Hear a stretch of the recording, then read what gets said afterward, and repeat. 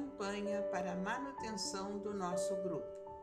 Participe acessando nosso site.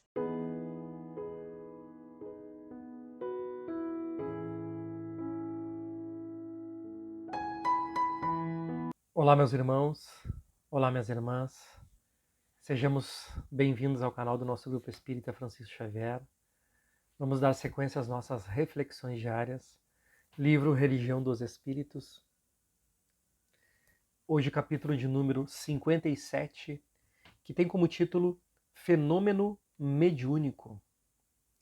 Uma reunião pública datada de 21 de agosto de 1959. E a questão estudada e comentada por Emmanuel é a questão número 525 do Livro dos Espíritos, que nós vamos dar uma olhada, certamente. Porque sempre é bom acompanhar, né? A nossa bússola, que é o Livro dos Espíritos. E a questão de Kardec aos Espíritos é a seguinte: os Espíritos exercem alguma influência sobre os acontecimentos da vida? E a resposta é clara e curta. Certamente, uma vez que eles aconselham vocês. Interessante, meus irmãos. Então vamos dar uma olhada no comentário de Emmanuel sobre essa resposta.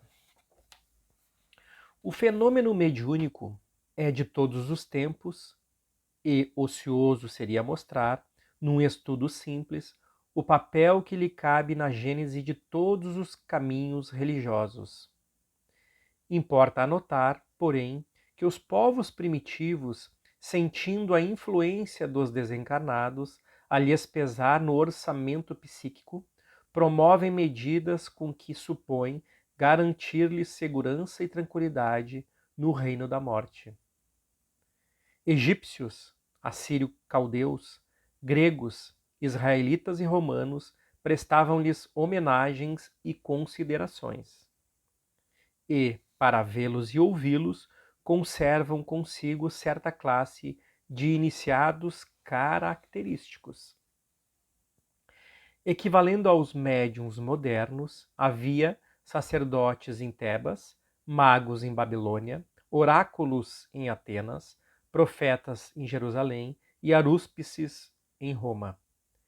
Administrações e cometimentos, embaixadas e expedições, exércitos e esquadras movimentam-se quase sempre sobre invocações e predições.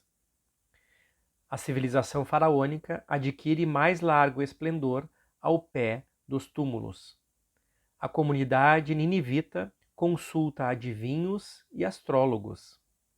Especifica a tradição que a alma de Teseu, em refulgente armadura, guiava as legiões helênicas em maratona. Conta o Velho Testamento que dedos intangíveis escrevem terrível sentença no festim de Baltazar. A sociedade patrícia celebra as festas lemurianas com o intuito de apaziguar os espíritos errantes. Contudo, quase todas as manifestações de intercâmbio entre os vivos da terra e os vivos da espiritualidade evidenciam-se mescladas de sombra e luz. No delírio de símbolos e amuletos em nome dos mortos, estimulavam-se preces e libações, virtudes e vícios, epopeias e bacanais. Com Jesus, no entanto, recolhe o homem o necessário crivo moral para definir responsabilidades e objetivos. Em sua luminosa passagem, o fenômeno mediúnico, por toda parte, é intimado à redenção da consciência.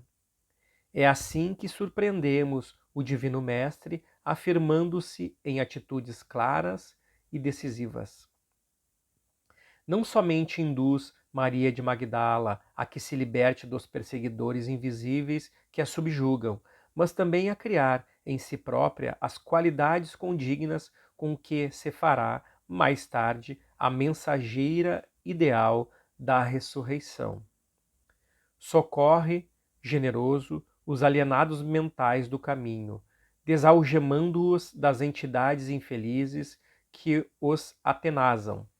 Contudo, entretém-se ele mesmo com os espíritos glorificados no cimo do Tabor. Promete a Simão Pedro auxiliá-lo contra o assalto das trevas e, tolerando-lhe pacientemente as fraquezas na hora da negação, condulo pouco a pouco à exaltação apostólica, honorificando a humildade de Estevão, que suporta sereno as fúrias que o apedrejam, aciona-lhe os mecanismos da clarividência e o mártir percebe-lhe a presença sublime antes de se render à imposição da morte. Compadece-se de Saulo de Tarso, obsidiado por seres cruéis que o transformam em desalmado verdugo, e aparece-lhe em espírito na senda de Damasco para ensiná-lo, através de longos anos de renunciação e martírio, a converter-se em padrão vivo de bondade e entendimento. E continuando-lhe o ministério divino, dispomos hoje na terra da doutrina espírita, a restaurar-lhe as lições como força que educa o fenômeno psíquico, joeirando-lhes as expressões e demonstrando-nos a todos que não bastam mediunidades fulgurantes, endereçadas ao regozijo da inteligência, no palanque das teorias ou num banquete das convicções, e sim que, sobretudo, é inadiável a nossa purificação de espírito para o levantamento do bem eterno. Texto lindíssimo e esclarecedor, meus irmãos, de Emmanuel, falando da mediunidade, do fenômeno mediúnico.